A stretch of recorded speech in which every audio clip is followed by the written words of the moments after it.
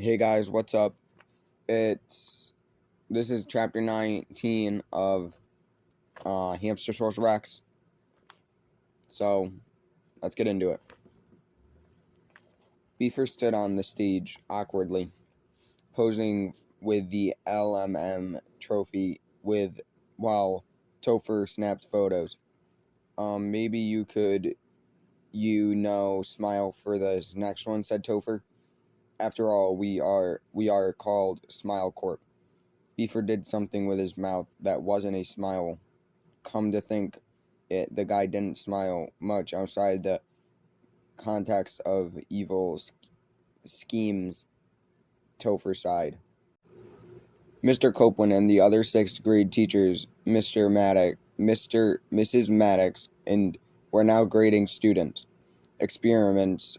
Their guest judge, Roberta Fast, didn't seem to be helping much as they tested Omar's electromagnetic nail. Instead, she muttered and texted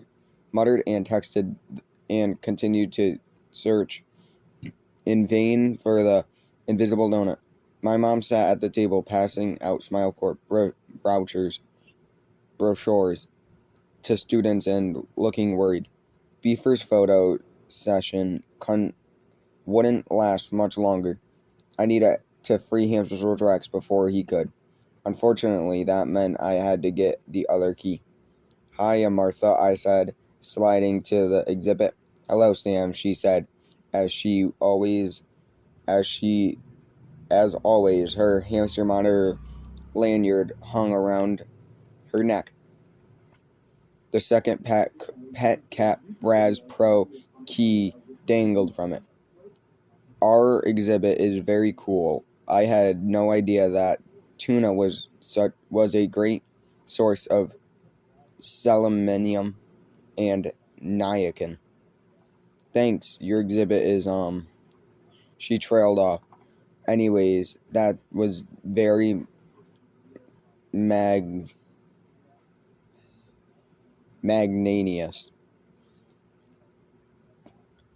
of the dedicate your trophy to Kiefer, even though he thinks you're a werewolf. And in that case, you don't know what magnesium it means, since your vocabulary is probably smaller than mine. It's the same as generous. Thanks. Say, there was something you said to me once that I've been thinking a lot about recently. You said that one day I might be able to make junior deputy hamster monitor. Sure, with hard work and dedication, anything is possible. If that happens, I said, could I get my own ID lanyard? Martha's eyes lit up. Of course you would, Sam. I know it's a little weird, but could I try on your hamster monitor lanyard just to see how it feels? She was taken aback. I don't know, Sam, said Martha. It would be highly unorthodox. On stage, Beaver was reluctantly pantomizing the various little Mr. and Mrs. Muscle feet for the camera. He'd already gotten to the sandbag drag. I only had a few seconds left. Please, I said, Martha. Please, please, please, please, can I try on your lanyard? Martha looked around to make sure nobody was watching. She took a deep breath. Very quickly, she slipped off her lanyard and put it around my neck. Whoa, I can feel the weight of the responsibility on my shoulders, I said.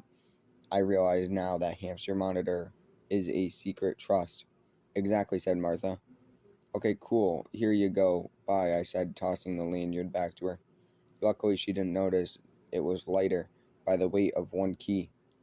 A moment later, I was racing down the hallway towards Mr. Copeland's classroom. Thankfully, the lock on the door was still broken. Inside, I saw Hamster-Saurus Rex. He sat up in his cage and roared. Good to see you, pal, I said as I turned opened the pet cat Raz Pro. Hamster-Saurus Rex sprang out in the air, turned a flip, and landed on the ground. Go, my prehistoric friend, I said, as I followed Hamster-Saurus Rex out the hall. You're free. Free lunch, said Beaver. He stood in Hamster-Saurus Rex's path with a boa constrictor coiled around his neck. I guess I didn't need this after all, Beaver stuffed Mr. Copeland's key back into his pocket. Thanks for unlocking the cage for me, Sam. Run, Hammy Rex, I cried.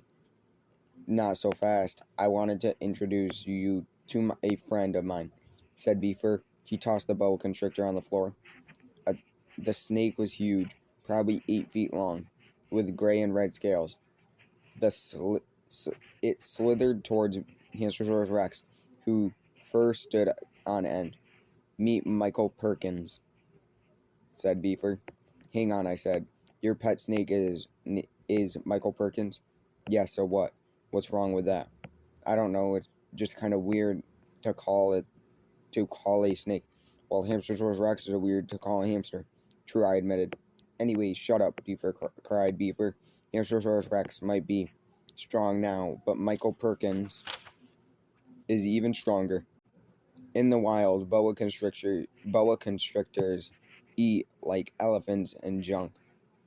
Once my snake gets a hold of your hamster, he'll crush him and swallow him. Then I'm going to make you watch while Michael Perkins slowly digests Hamster-Saurus Rex for the next 4 to 6 hours. Beaver caught me by the shirt and slammed me against a row of lockers. Hamster-Saurus Rex snarled at him and bared his fangs. Michael Perkins coiled to strike. Don't worry about me, Hamster-Saurus Rex, I said. Just go. Hamster-Saurus Rex gave a growl. Michael Perkins struck, and Hamster-Saurus Rex barely managed to scramble out of the way. Go on, I cried, go. Hamster-Saurus Rex dashed down the hallway with the boa constrictor slithering close behind. I wriggled out of Beaver's grasp and grabbed and ran after them. They'd already rounded the corner and raced down the stairs. I got to the first floor just in time to see them dash through the open door of the gymnasium. Oh no, I said to myself. They'd blundered right into the science night. Hamster-Saurus Rex skidded to the hall under the table, holding Jimmy Chow's borax crystal project. No one had seen them. Plenty of people noticed Michael Perkins, though. He elected screams of fright children as he snaked across the gym floor, tongue flicking. He reached down to grab the boa constrictor with 2 hands and tried to hold him back. With a hiss and a quick flick of his body, Michael Perkins easily threw me off. The boa probably weighed as much as I did. And Beaver wasn't lying. He was as strong as Hammy Rex. Snake, screamed Omar Powell. Snake, snake, snake. What's going on? Said Principal Truitt. But Michael Perkins had disappeared under another table. I made a break for Hamster-Saurus Rex. The exit that way. I hissed at him and pointed frantically back to the way I'd come. Yeah, I can read the signs, Sam, said Jimmy Chow, shaking his head. Hamster-Saurus Rex seemed to understand me, though. He started to turn, but then he was caught with a whiff of something in the air. His nose twitched, a little pupils dilated, and a strand of drool formed of the corner of his lip. I knew that look. He smelled junk food. This wasn't good at all. Instead of leaving, Hammy Rex charged towards the stage and leaped up on the podium. Hey, it's Hamster-Saurus Rex, cried Dylan. What? cried Martha. But no hamster has ever escaped the pet cat Raz Pro. The pet cat Raz promised has been broken. Hamster-Saurus Rex opened his jaws wide and bit down on nothing at all. Then he started to chew. Ah, shrieked Roberta Faz. Then Renegade Hamster is eating the invisible donut. It It is eating my invisible donut.